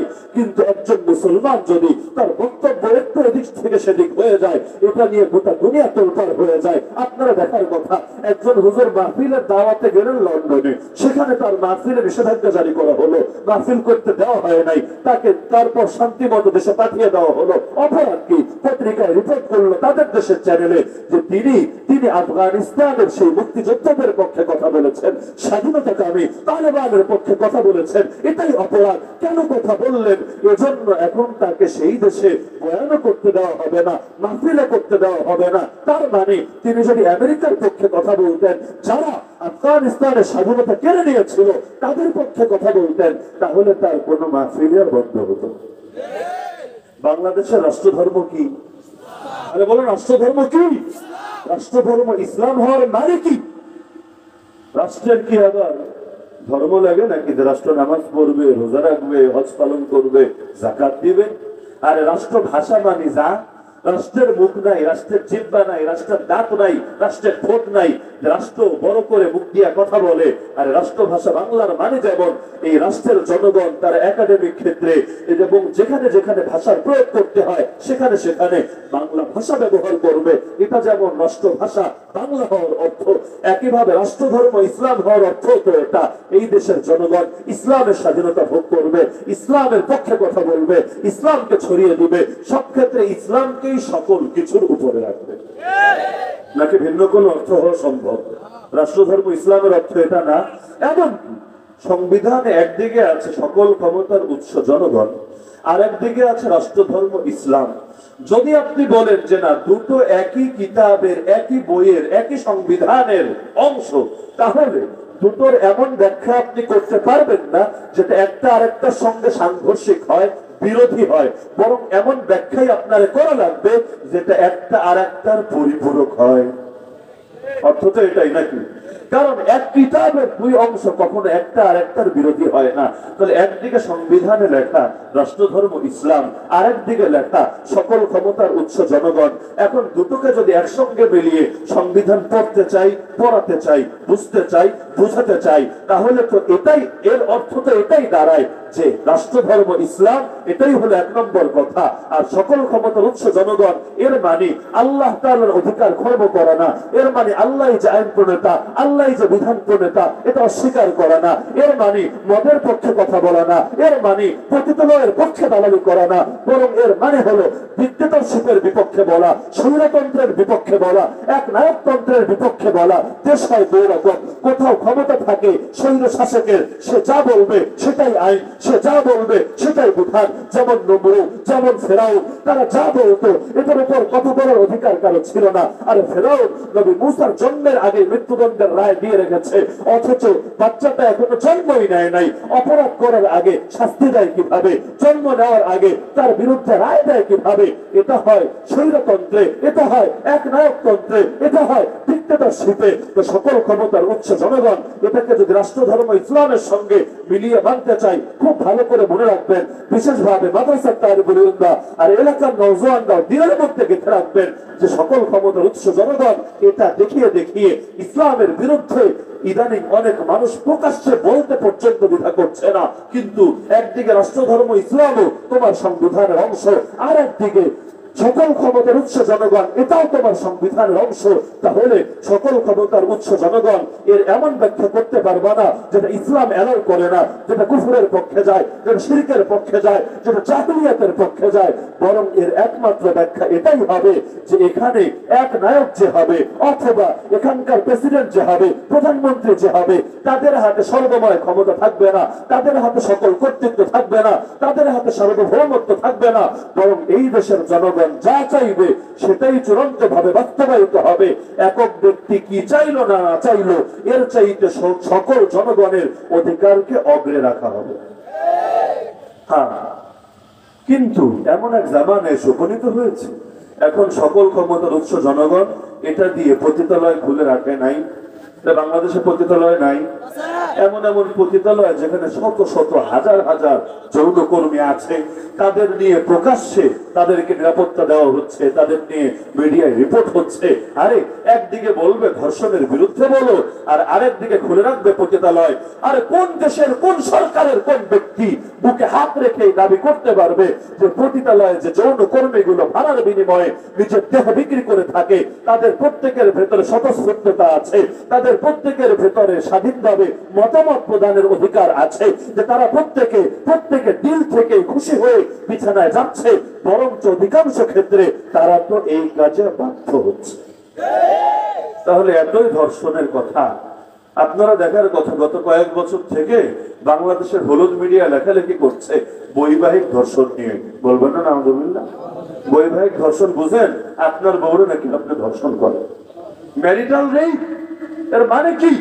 ওরা বুঝাতে চায় আরেক বেডির লগে তুমি শুয়ে পড়ো, সমস্যা নাই, যদি সে রাজি থাকে, জোরাজুরি কইরো না, এর কষ্ট দিও না, হাসিতে খুশিতে আরামে দুইজনের সম্মতিতে যা মনে চাই করো। এটা নিয়ে কোনো হুজুরও কিছু বলতে পারবে না, তোমাদের বিরুদ্ধে কোনো পুলিশে অ্যাকশনে যাবে না। এটা তোমাদের মৌলিক অধিকার, এটা তোমাদের মানবাধিকারের অংশ। আরেকদিকে বিয়ে করা বউ তারে নিয়ে বলবে, সে গিয়ে যদি অভিযোগ দায়ের করে আমি রাজি ছিলাম না, রেডি ছিলাম না, প্রস্তুত ছিলাম না, জামাই গত রাতে জোরাজোরি করে আমার সঙ্গে সম্পর্ক করেছে, তাহলে জামাইরে বলা হবে তুই একটা ধর্ষক, তুই তোর বউরে ধর্ষণ করেছিস, তুই মানুষ না, তুই অমানুষ, তুই জানোয়ার, তুই পশু। নাউযুবিল্লাহ। এই সমাজ কি মুসলিম সমাজ? এই আদর্শ কি ইসলামী আদর্শ? একটা একটা করে কিভাবে গোড়ায় কুঠারাঘাত করছে। শুধু সকল ক্ষমতার উৎস জনগণ, এই সাইনবোর্ডটারে কাজে লাগিয়ে। আর যেই প্রসঙ্গে কথাটা টেনেছি, যদি গণতন্ত্রের কথাও বলেন, সকল ক্ষমতার উৎস জনগণ, এটাও যদি মানেন, আমাকে বলেন, আপনি বলেন, আপনার জায়গা থেকেই বলেন, এই বাংলাদেশের অধিকাংশ মানুষ ইসলাম চায় না কুফর চায়, ঈমান চায় না শিরক চায়, সকল ক্ষেত্রে আল্লাহর আদর্শ দেখতে চায় না ইবলিসের আদর্শ দেখতে চায়। যদি আমার কথাটা বাস্তবিক হয়ে থাকে, আরে বিশ্বাস না হলে আপনি জরিপ চালান, রিপোর্ট নেন, নিজে পর্যবেক্ষণ করেন, অ্যানালাইসিস করেন। শিক্ষিত কিছু নাস্তিক বাদ দিয়ে যেগুলো বড় বড় শিক্ষাঙ্গন থেকে তৈরি হচ্ছে, এর বাইরে এলাকার মফস্বলের গ্রামের গঞ্জের একেবারেই মূর্খ সূর্খ মানুষের থেকে বক্তব্য নিয়ে দেখেন, যে যত বেশি দেখবেন মূর্খ, সে তত বেশি ইসলামের পক্ষে বলবে। বাস্তবে তার জ্ঞান থাকুক বা না থাকুক, কিন্তু নাস্তিকতাকে জীবনেও মেনে নেবে না। আরে তার জান গেলেও সে নিজেকে কাফেরের খাতায় নাম লিখাতে রাজি হবে না। এই দেশের অধিকাংশ মানুষ ইসলাম চায়, এটাই বাস্তব। যদি এটা নিয়ে ওদের সন্দেহ থাকে, প্রয়োজন আন্তর্জাতিক ভাবে পর্যবেক্ষণের ব্যবস্থা করুক, জরিপের ব্যবস্থা করুক। আমি 100% কনফিডেন্স নিয়ে বলছি, এটাই বাস্তবতা, এটাই সত্য কথা, যে এই দেশের মেজরিটি অধিকাংশ মানুষ শরীয়ত চায়, ইসলাম চায়, ঈমান চায়, কোরআন চায়। ব্যক্তিগত আমলে যতই দুর্বলতা থাকুক, তারা জানে আল্লাহ কাউরে ঠকায় না, আল্লাহ দিন কারো হক মেরে খায় না, কোরআনের শাসন কায়েম হলে কেউ কখনো মজলুম হয় না। আর যার যেটা হক, তাকে সেটা বুঝিয়ে দেওয়ার জন্যই জগতে এসেছে ইসলাম। ইসলাম তো আত্মমানবতার পাশে দাঁড়ায়, ইসলাম তো মজলুমের পাশে দাঁড়ায়, ইসলাম তো দুনিয়া থেকে সকল অন্যায়, অত্যাচার, অবিচারকে বিদায় করে। ইসলামের পক্ষে তো সকলেই থাকবে, ব্যক্তিগত জীবনে আমল কম থাক আর বেশি থাক, জেনে বুঝে কেউ কখনো ইসলামের বিরোধিতা করবে। এই কারণে গ্রামগঞ্জের লোকরাও দেখবেন ইসলামের বিরোধিতা করে না। আর এই মিডিয়া গুলো যদি না থাকতো, একটা তিক্ত সত্য বলবো, যদি মিডিয়া গুলা না থাকতো, কিসের ম্যাননার, কিসের ট্যানন, কিসের মুরগি চোরা আর গরু চোরা, এদের কথাই বাংলাদেশের কোন একজন পাবলিকও খেত না। ওরা একা একা দরজা জানালা লাগিয়ে চিল্লাতো, ওদের কথাই কেউ জিন্দেগিতে কর্ণপাত করতো না, 2টা পয়সা দামও দিত না। যদি ওরা নিজেদের জনপ্রিয়তা যাচাই করতে চায়, আসুক, ফিল্ডে আসুক, এসে গ্রামে গঞ্জে সফর করুক, দেখুক। টাকা পয়সা দিয়ে না, বিরিয়ানির প্যাকেট দিয়ে না, মানুষকে লোভনীয় অফার দিয়ে না, আরে ভিন্ন ভিন্ন এক এক ধরনের ধোকার আয়োজন করে না। এমনি যেভাবে মাহফিল বাংলাদেশে আয়োজন হয়, খালি মাইকিং হবে, খালি ফেস্টুন ছড়ানো হবে, খালি ব্যানার হবে, খালি লিফলেট হবে, এভাবে ওরা আয়োজন করে দেখুক না। আপনাদের রায়পুরে এসে দেখুক না কয়জন মানুষ ওদের আয়োজনে শরিক হয়, কয়জন মানুষ ওদের সামনে এসে ওদের এই নোংরা, ওদের এই পচা, ওদের এই গান্ধা কথা শোনে। আর যদি ওরা রাজনৈতিক সব দল থেকে বেরিয়ে যায়, এখন তো রাজনৈতিক মোড়ক গায়ে দিয়ে রেখেছে, এমন এমন লোকরা রাজনীতি করে আজকাল। এক সময় যারা এখন থেকে 50 বছর আগে যাদের বিরোধিতা করত, এখন তাদের নামে দিনে 1000 বার উচ্চারণ করে। এক সময় বলতো অমুকের চামড়া দিয়ে ডুকডুকি বানিয়ে বাজাবো, আর এখন তার নাম নিতে নিতেই সকালে ঘুম থেকে উঠে আবার রাতে সেই নামের জিকির করতে করতেই ঘুমাতে যায়। তো রাজনীতির ব্যানার লাগিয়ে অনেক সময় ভণ্ডরা স্পেস নিয়ে নেয়। সব রাজনীতির ব্যানার ছেড়ে আমাদের মতো সাধারণ মানুষ হিসাবে ওরা সফর করুক, ওরা আসুক, তারপর ওরা নিজেদের জনপ্রিয়তা যাচাই করুক। তখন ওরা নিজেরাই বুঝবে যে এই দেশে ইসলাম বেশি জনপ্রিয় নাকি নাস্তিকতা বেশি জনপ্রিয়। আপনাদের দ্বিমত আছে নাকি? আরো দ্বিমত আছে? তো যদি গণতন্ত্রের কথাও বলেন, কোথায় সেই গণতান্ত্রিক অধিকার? দরকার তো ছিল এটা সব ক্ষেত্রে আমরা ইসলামের অধিকার ভোগ করব। কোর্টেও 2টা অংশ থাকবে সেপারেট, একটা থাকবে সেকুলার পার্ট, যার ইচ্ছা হবে সে গিয়ে সেকুলার আইনে বিচার চাইবে, আরেকটা থাকবে শরিয়া পার্ট, সেখানে বড় বড় মুফতিয়ানে কেরাম তারাই বিচারক হবেন। যেমন পাকিস্তানের আল্লামা তাকি উসমানী সাহেবের নাম আপনারা তো সকলেই শোনার কথা, তার নামের আগে যে লেখে চিফ জাস্টিস, প্রধান বিচারপতি। কিসের বিচারপতি ছিলেন তিনি? সেকুলার আদালতের বিচারপতি ছিলেন? আরে না, ইসলামী আদালত, শরিয়া আদালতের বিচারপতি ছিলেন। তাহলে দরকার তো ছিল এটা, যেভাবে কওমি মাদ্রাসা আলাদা, স্কুল কলেজ আলাদা, নাকি আরে বলেন না, আলাদা না? যেভাবে মসজিদ আলাদা, মন্দির আলাদা, গির্জা আলাদা, প্যাগোডা আলাদা, একইভাবে সব ক্ষেত্রে দুইটা অপশন রাখা হবে আমাদের সামনে। সেকুলার কোড থাকবে আলাদা, ইসলামী কোড থাকবে আলাদা। যারা ইসলামকে ভালোবাসে ইসলামী কোর্টে গিয়ে তারা বিচারে শরণাপন্ন হবে, যারা সেকুলারিজমকে ভালোবাসে সেকুলারিজমের কোর্টে গিয়ে তারা হাজিরা দিবে। এটাই তো ছিল যুক্তির কথা, এটাই তো ছিল বিবেকের দাবি। কিন্তু কোথায় সেই আদর্শ, কোথায় সেই নীতি? তার মানে এই গণতন্ত্র হলো আমাদের ধোকা দেওয়ার একটা মূল মন্ত্র। তাহলে আমার এটাই বুঝে আসে না, যদি গণতন্ত্রকে সত্য তুমি মানো, সব ক্ষেত্রে ইসলাম আর ইসলামের অধিকারী যারা, খাদেম যারা, সেবক যারা, তাদেরকেই কেন পিছিয়ে রাখো? যেমন যারা স্কুলে পড়েছেন, কলেজে পড়েছেন, ইউনিভার্সিটিতে পড়েছেন, রাজনীতি করার অধিকার সকলেই ভোগ করেছেন কিনা? ব্যক্তিগতভাবে আপনি করেন বা না করেন, সেখানকার পরিবেশে রাজনীতি এলাও ছিল কিনা? এমনকি আজকাল তো পিটিয়ে পাটিয়ে হুমকি ধমকি দিয়েও যারা রাজনীতি করতে চায় না এদেরকেও রাজনৈতিক প্রোগ্রামে নিয়ে শরিক করে। ছাত্র রাজনীতির বিপক্ষে যদি কেউ বলে, তার বিরুদ্ধে সকলে একযোগে নেমে যায়। আজকে কেউ আওয়াজ তুলুকে বাংলাদেশে ছাত্র রাজনীতি নিষিদ্ধ করতে হবে, দেখবেন সকলে মিলে তার 14 গোষ্ঠী উদ্ধার করে ছেড়েছে। তার মানে ছাত্র বয়সে যদি রাজনীতি না করে, বড় বয়সে রাজনৈতিক বড় নেতা হবে কিভাবে? আচ্ছা, এই মূলনীতি যদি গণতান্ত্রিক মূলনীতি হয়, এই অধিকার যদি গণতান্ত্রিক অধিকার হয়, তাহলে প্রতিটা মাদ্রাসায় মাদ্রাসায় কেন পুলিশের পক্ষ থেকে এই তালিকা পাঠানো হয়, তোমাদের কোন কোন হুজুর রাজনীতি করে লিস্ট দাও, তোমাদের কোন কোন ছাত্র রাজনীতির সঙ্গে জড়িয়ে আছে লিস্ট দাও। কেন এভাবে বাধ্য করা হয় যে তোমরা যারা বেসাদ ভুক্ত, তোমরা যারা হাইয়া বোর্ড ভুক্ত, তোমরা যারা হেফাজত ভুক্ত, তোমরা নিজেদের প্রতিষ্ঠানে কোন রাজনীতি করতে পারবা না? কেন? ওরাও তো ছাত্র, এরাও তো ছাত্র। পার্থক্য কোথায়? পার্থক্য এক জায়গায়, ওরা জেনারেল এডুকেশনের ছাত্র আর এরা ইসলাম ধর্মের শিক্ষার ছাত্র। তাহলে ইসলামের ছাত্র হয়ে সব ক্ষেত্রে কি পিছিয়ে থাকবে? আমি বলছি না যে কওমি মাদ্রাসার পোলাপানের রাজনীতি করা উচিত। ব্যক্তিগতভাবে যারা আমার চেনেন জানার কথা, আমি প্রচলিত রাজনীতির পক্ষে না শতভাগ বিপক্ষে সকলেই জানার কথা। ছাত্র রাজনীতিকেও ব্যক্তিগতভাবে আমি সমর্থন করি না, পড়ালেখার জন্য সাধারণভাবে ক্ষতিকর মনে করি। হ্যাঁ, কোন মুরব্বীর তত্ত্বাবধানে কোন যোগ্য প্রতিভাবান ছাত্র যদি মেহনত করে আলাদা কথা, ভালোভাবে আমি এটাকে সমর্থন করি না, সমর্থন যোগ্য মনে করি না। কিন্তু আমি শুধু পার্থক্যটা দেখাচ্ছি যে আপনি কলেজে পড়েন, ইউনিভার্সিটিতে পড়েন, সব অধিকার আপনার জন্য। মাদ্রাসায় পড়েন, কোন অধিকার নাই আপনার জন্য। এটার নাম তো গণতন্ত্র, তাই না? ভারত নাকি দুনিয়ার সবচেয়ে বড় গণতান্ত্রিক দেশ, বা এমন গণতন্ত্র ছোট ছোট বাচ্চারা ওদের জুলুম থেকে রেখে দেয়। উত্তরপ্রদেশের মুজফফরনগরের এক স্কুলে ছোট একটা বাচ্চা, একদমই নাবালেগ বাচ্চা, প্রাইমারি স্কুলের বাচ্চা, ধরে এনে সামনে দাঁড় করিয়ে দিয়েছে আর হিন্দু বাচ্চাগুলোরে বলছে একটা একটা করে আয়, ওর গালে একটা একটা চড় দিয়ে যায়। সবাই আসছে, একটা করে চড় দিয়ে যাচ্ছে। ছোট নাবালেগ মুসলমান বাচ্চাটা কেঁদে কেঁদে তার চোখ ভাসিয়ে ফেলছে।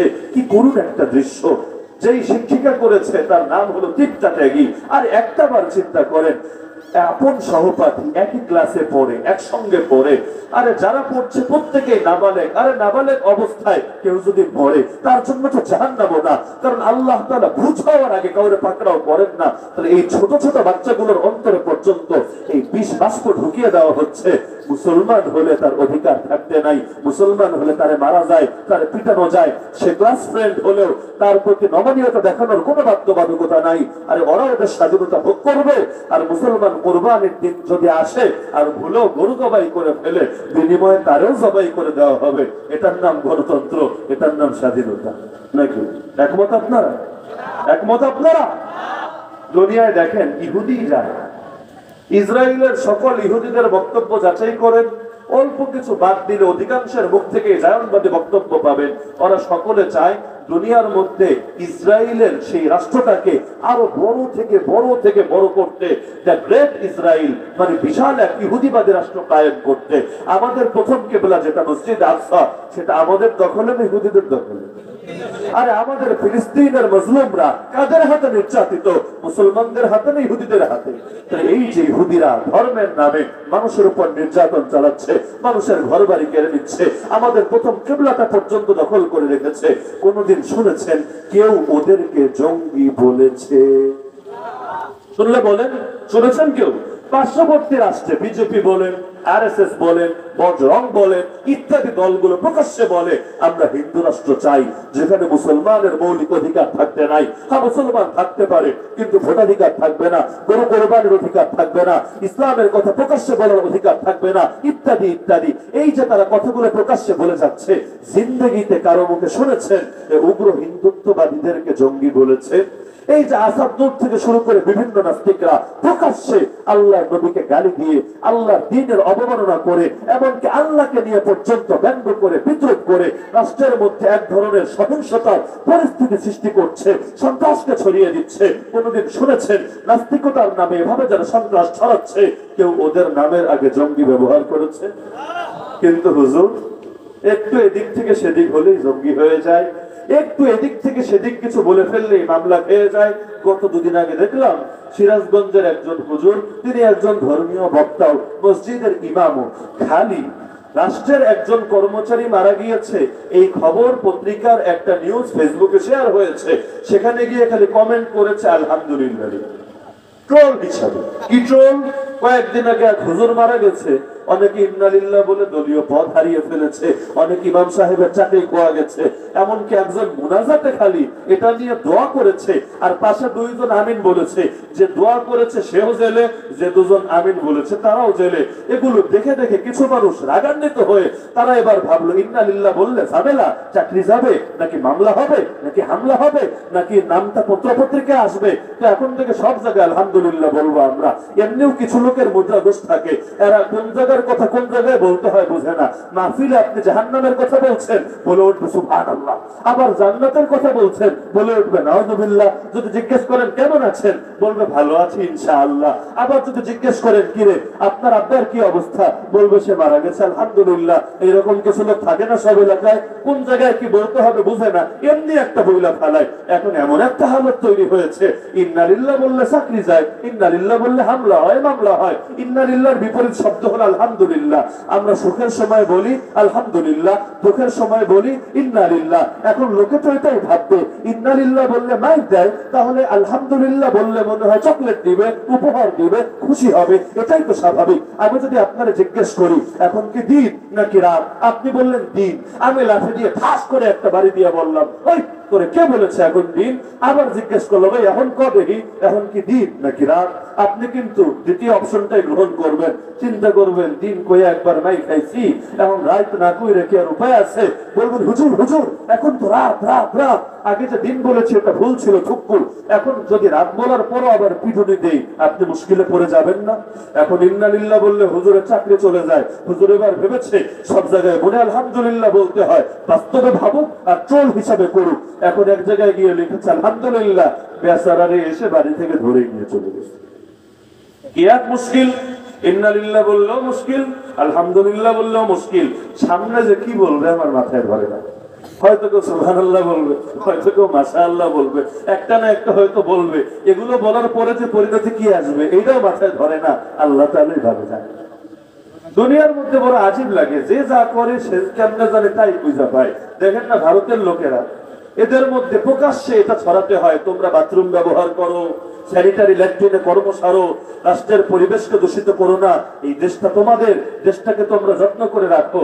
এখন বেচারাদের সাধারণ হালত এটা, অনেক এলাকায় এখনো ঘর বাড়িতে বাথরুম বানানোকে এরা দূষণীয় মনে করে, অসুচি মনে করে। সকাল হলে বদনা একটা নিয়ে জঙ্গলে গিয়ে কর্ম সারাকেই এটা নিজেদের জন্য স্বাভাবিক মনে করে। এখন জঙ্গলগুলো আর ক্ষেতগুলোরও ভরিয়ে রেখেছে বাথরুম দিয়ে। কি অদ্ভুত কাণ্ড! চন্দ্রযান ৩ নিয়ে চাঁদে চলে গেছে অল্প কিছু টাকা পয়সা খরচ করে, চাঁদের দেশে গিয়ে কিছু প্যাকেট পেয়েছে। মজার বিষয়, সেই প্যাকেটেও বিরিয়ানি পেল না, সেই প্যাকেটেও হালুয়া পেল না, তবারক পেল না, সেখানে চাঁদের দেশে গিয়েও প্যাকেট খুলে দেখে হালুয়া। কি এক মুশকিল ব্যাপার! দুনিয়া জুড়ে যা করে রেখেছে চাঁদের দেশে গিয়েও তা পাচ্ছে। চিন্তার ব্যাপার না এটা? তো যেটা বলছিলাম যে এই দেশ কাদের? আপনাদের না, আমাদের না, এই দেশ কাদের? আপনারা কি মুসলমান না কাফের, মুমিন না মুশরিক? এই দেশ যদি আপনাদের হয় খুব ভালো করে মনে রাখেন, খুব ভালো করে মনে রাখেন, এই দেশকে গড়ার দায়িত্ব কাদের? আরে গড়ার দায়িত্ব কাদের? আমি আমার ঘরকে নিজের ঘর মনে করে নিজের মতো করেই সাজাই, এই দেশটাকে যদি নিজের মনে করি, নিজের মতো করেই তো সাজানোর চেষ্টা করব। আরেকজনে কি বললো, আমেরিকা কি চাইলো, ব্রিটেন কি আদর্শ এখন থেকে 250 বছর আগে দিয়ে গেল, এগুলো তো দেখার বিষয় না। দেশটা যেহেতু আমাদের, সাজাতেও তো হবে নিজেদের মতো করে। আমরা ইসলামকে ভালোবাসি, ইসলাম দিয়ে সবকিছুকে সাজাতে চাই, কারণ ইসলামের চাইতে বড় শান্তি, ইসলামের চাইতে বড় দামি কোনো জিনিস না পৃথিবীতে এসেছে, না এখন আছে, না কিয়ামত পর্যন্ত আনা সম্ভব হবে। তবে যেহেতু এটা বলা সহজ হলো, বাস্তবায়নটা সহজ না। আমি যদি বলি আসেন দেশটার ইসলামী দেশ বানাই, এটা এমন মুখের কথা না যে বললাম আর দোয়া করে দিলাম, সকালে উঠে দেখলেন সব অটোমেটিক হয়ে গেছে। যেহেতু সময় সাপেক্ষ ব্যাপার, প্রত্যেককে আমি একটা দায়িত্ব দিয়ে যাই। পুরো দেশটাকে ইসলামের রঙে রাঙাতে পারেন বা না পারেন, আল্লাহ আপনাকে যতটুকু সাধ্য দিয়েছেন সেটাকে অন্তত ইসলামের রঙে রাঙিয়ে তোলেন। আপনারা প্রত্যেকে নিজের ব্যক্তিগত বডি, যেটা 3.5 হাত শরীরের উপর নিজের ক্ষমতা রাখেন না, নাকি আপনার শরীরের উপরও ক্ষমতা রাখে আরেকজন? এই যে শরীরটা, এই শরীরের উপর আল্লাহ আপনারা ক্ষমতা দেয় নাই, এই শরীরের রাজা আল্লাহ আপনারা বানায় নাই। শুরু করেন শরীর দিয়ে, আমার মাথা থেকে পা প্রতিটা অংশকে আমি ইসলামের রঙে রাঙিয়ে তুলব। পারবেন না ইনশাআল্লাহ? আমার মাথায়ও কাফেরদের আদর্শ থাকবে না, আমার মুখেও কাফেরদের আদর্শ থাকবে না। কাফেরদের মতো চুল কাটবো না, কাফেরদের মতো কান দিয়ে গান শুনবো না, কাফেরদের মতো চোখ দিয়ে আল্লাহ যেদিকে তাকাতে হারাম করেছেন সেদিকে তাকাবো না, জিহ্বা দিয়ে কাফেরদের মতো আল্লাহ যা খেতে হারাম করেছেন তা খাবো না, নাক দিয়ে আল্লাহ যে জিনিসের ঘ্রাণ নিতে নিষেধ করেছেন সেটার ঘ্রাণও নেব না, মুখ দিয়ে এমন কথা বলবো না যেটা আল্লাহ আমার জন্য নিষিদ্ধ করে দিয়েছেন, দাড়ি কাটবো না যেভাবে কাফেররা কাটে, ফাসেকরা কাটে, মুশরিকরা কাটে। এমনকি মাথা থেকে পা প্রতিটা অঙ্গকে এভাবে একটা একটা করে ধরেন আর ইসলামের রঙে রাঙিয়ে তোলেন। যদি তুলতে পারেন, প্রাথমিক ধাপে আপনি বিজয়ী হয়ে গেছেন। এরপর দ্বিতীয় ধাপে আসবে ফ্যামিলি। ফ্যামিলির উপর আপনার ক্ষমতা নাই, আধিপত্য নাই, কর্তৃত্ব নাই।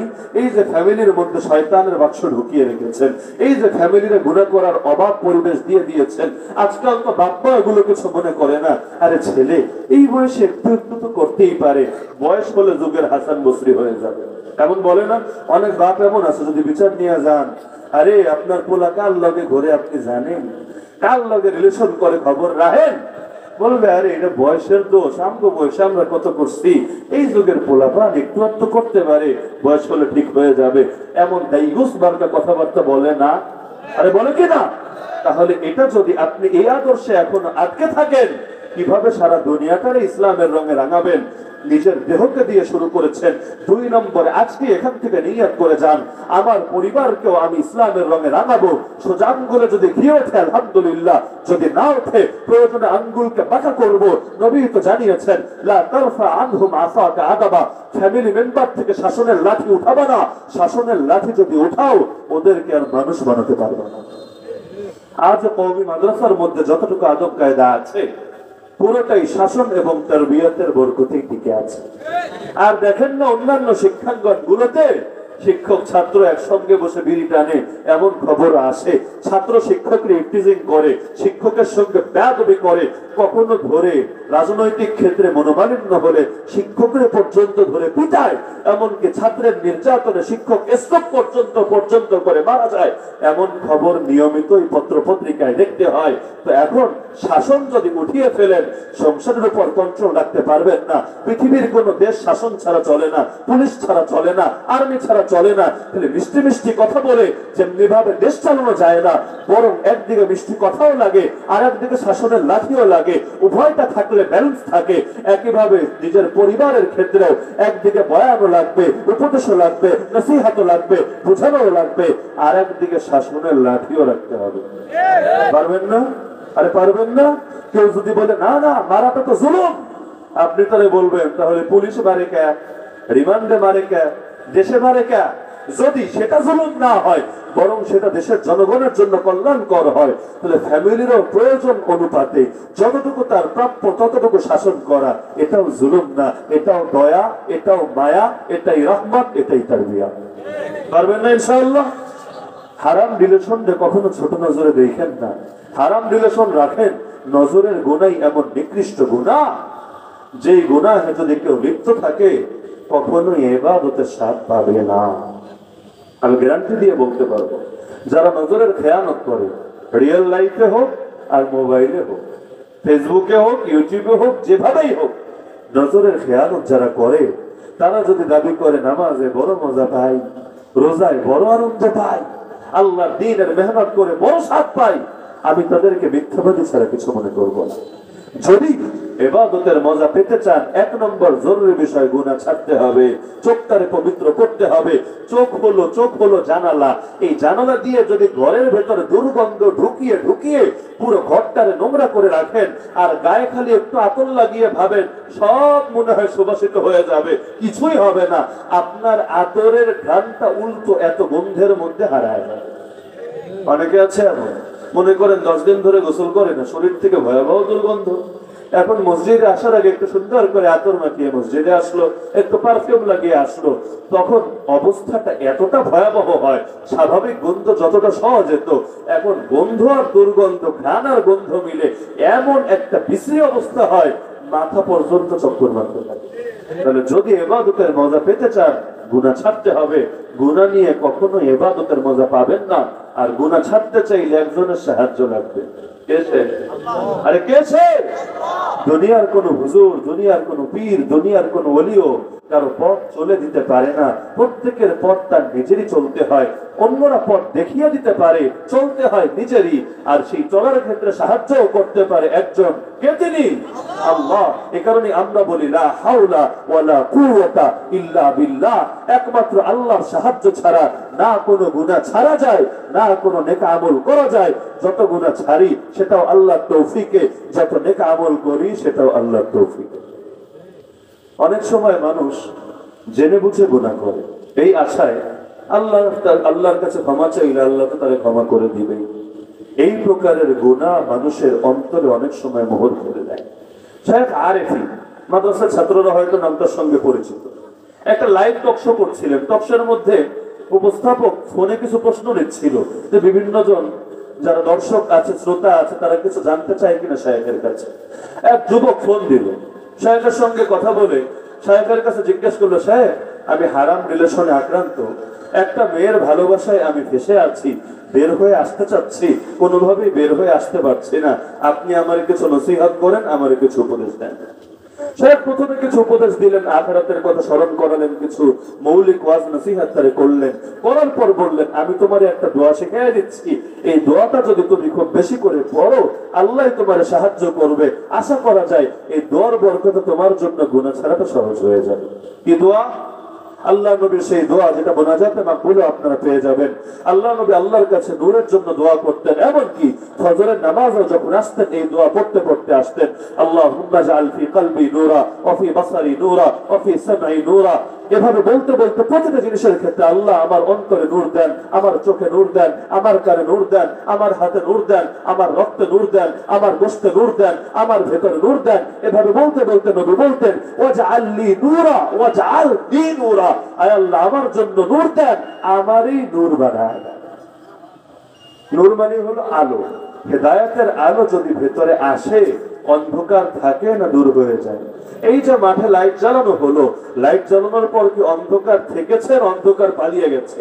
তা আল্লাহ যদি তার বান্দার নূর দেয়, তাহলে বান্দার ভেতরে কি গুনাহের অন্ধকার, গুনাহের গান্দিগি থাকবে? কিন্তু বড় মজার বিষয়, দর্শক এবার বললো, হযরত কি দোয়া শিখাইলেন আমারে? আমি যে নারীর প্রেমে ফেসে আছি, হারাম রিলেশনে জড়িয়ে আছি, তার নামই তো নূর। আপনি আমারে কইলেন আল্লাহরে দোয়া করবো, আল্লাহ আমারে নূর দাও, আমার লাইগা নূর দাও, আমার চোখে নূর দাও, আমার কানে নূর দাও, আমার হাতে নূর দাও, আমার কলিজার মধ্যে নূর দাও। এখন আমি জানি নিয়ে ফেতনায়, তার নামই তো নূর। এখন আমি কি দোয়া করবো? এটাই করব নাকি ভিন্নটাই করব? এখন এই প্রশ্ন শুনে তিনি এমন হাসা শুরু করলেন, অনুষ্ঠানই আর চালাতে পারলেন না, হাসতে হাসতে মন ছেড়ে চলে গেলেন। যেটা বলছিলাম, জেনে বুঝে যদি কেউ গুনাহে লিপ্ত থাকে, অন্তরে মোহর পড়ে যাওয়ার অনেক বেশি আশঙ্কা থাকে।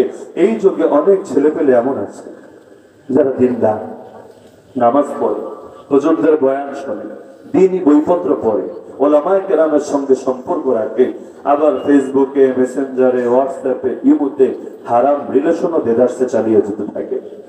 এমন অসংখ্য যুবকরে আমরা দেখেছি একটা সময় পর যারা হারিয়ে গেছে। এক সময় যারা দ্বীনের জন্য এত বেশি হিম্মতওয়ালা ছিল, নিজের জান কোরবান করে দিতেও দ্বিধা করতো না, সম্মুখ সমরে সবার আগে সারিতে তারে দেখা যেত। কিন্তু পরবর্তীতে এমন হয়েছে নামাজের কাতারেও তারে খুঁজে পাওয়া যায় না। উপরন্তু কাউকে কাউকে দেখেছে দাড়ি ছেঁচে ফেলেছে, গায়ের লেবাস সুন্নত লেবাস ছেড়ে আবার ফাসিকদের মতো লেবাস পড়তে শুরু করেছে। জিজ্ঞেস করলে কেউ কেউ এই জবাবই দিয়েছে, হুজুর হারাম রিলেশনে ফেসে আখিরাত তো গেছে গেছে, দুনিয়াটারও বরবাদ করে ছেড়েছে। এ কারণে আল্লাহর ওয়াস্তে যারা জানেন, যারা বোঝেন, আর অবুঝকেও অন্তত এই চর এলাকায় থাকার কথা না, যারা কোনটা হারাম কোনটা হালাল এই ক্ষেত্রে বোঝেন না, জেনে বুঝে পাপের উপর অটল থাকেন না, অবিচল থাকেন না। সূরা মুতাফফিফিনে সেই আয়াতটা মনে রাখবেন, কাল্লা বাল রান আলা কুলুবিহিম মা কানু ইয়াকসিবুন।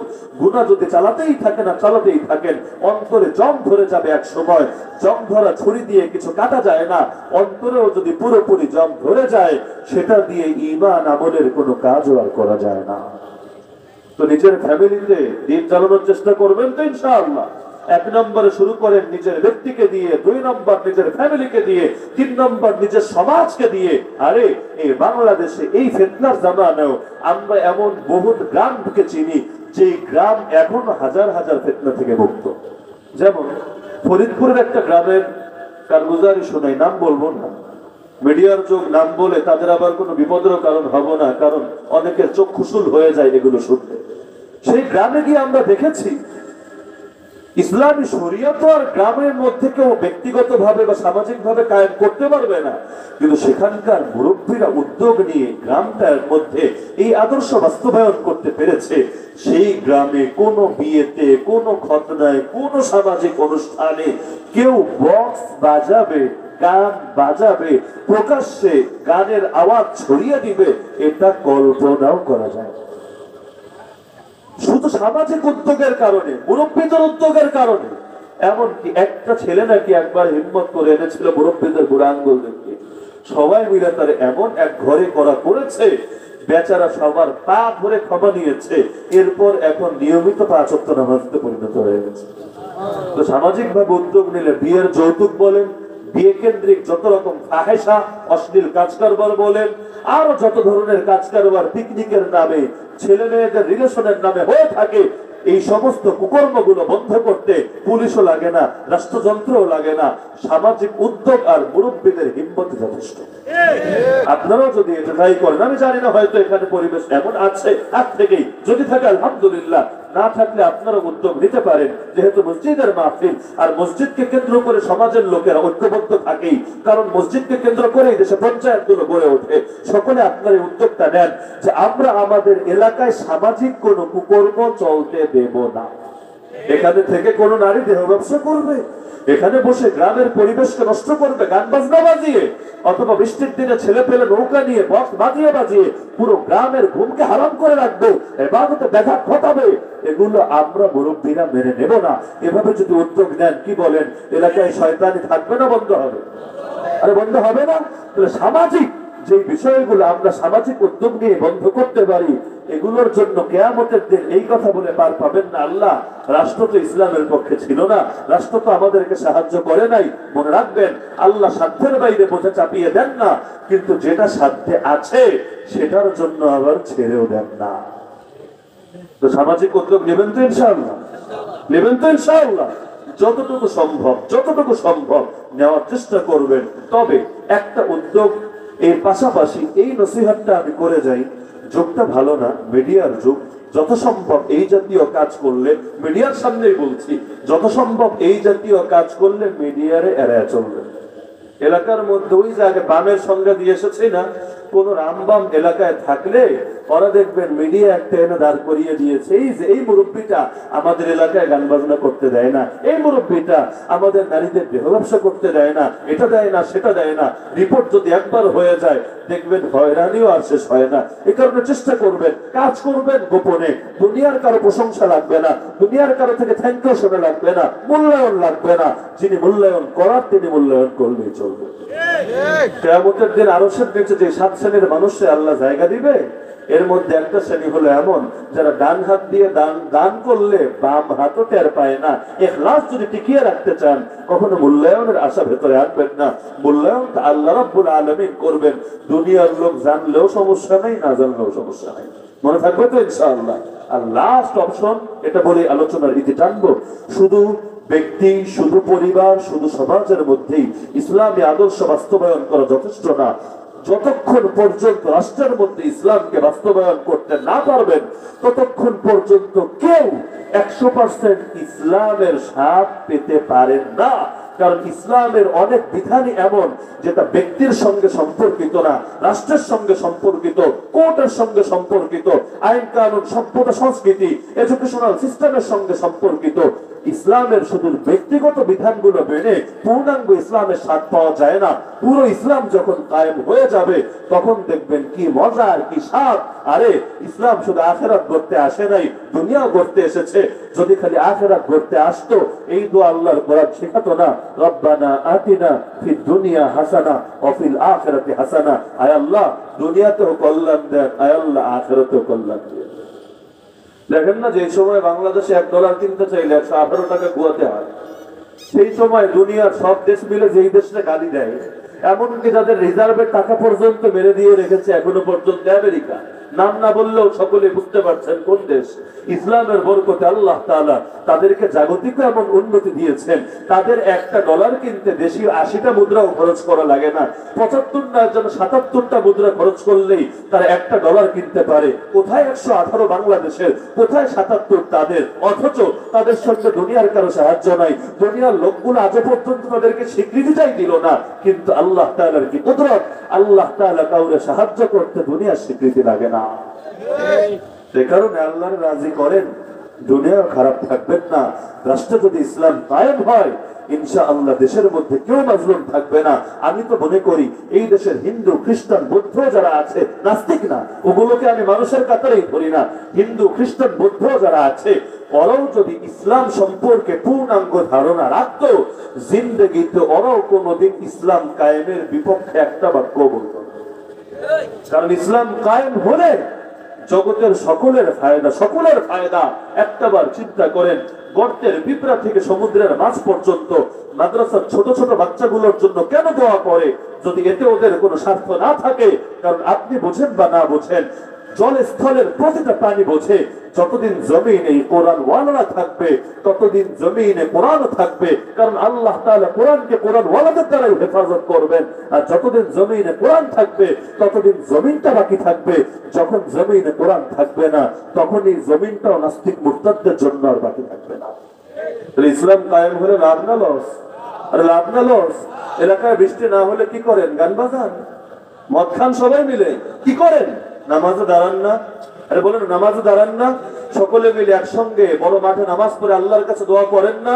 আচ্ছা, এইভাবে দোয়া করলে বৃষ্টি আসে না? এই যে বৃষ্টি আসলো ইসলামের বরকতে না সেকুলার আদর্শের বরকতে? এটা তো একটা নমুনা ভাই, খালি একটা নমুনা। ইসলাম যদি আসে আসমান আর জমিনের সবগুলো বরকতের দরজা আল্লাহ খুলে দিবেন। এই ওয়াদা আল্লাহ নিজে কোরআন মাজিদের মধ্যে দিয়ে রেখেছেন। সুতরাং কখনোই ইসলাম কায়েমের বিপক্ষে অবস্থান নেবেন না। দল যেটা করেন গিয়ে সেকুলারিজমের পেছনে অন্ধ হয়ে গিয়ে আল্লাহ দ্বীনের বিপক্ষে অবস্থান নিয়েন না। আল্লাহর বিপক্ষে গিয়ে দুনিয়ায় কেউ কোনোদিন ভালো থাকতে পারে না। আল্লাহ তাআলা আমাদের সবাইকে দুনিয়ার মধ্যে ইসলামের সোনালী সুদিন দেখে যাওয়ার তৌফিক দান করুন। ইসলামের বিজয়ের কাফেলায় আমাদের সবাইকে শামিল রাখুন, আমিন। এখন দোয়া হবে, আমরা সকলে দুরূদ শরীফ পাঠ করি।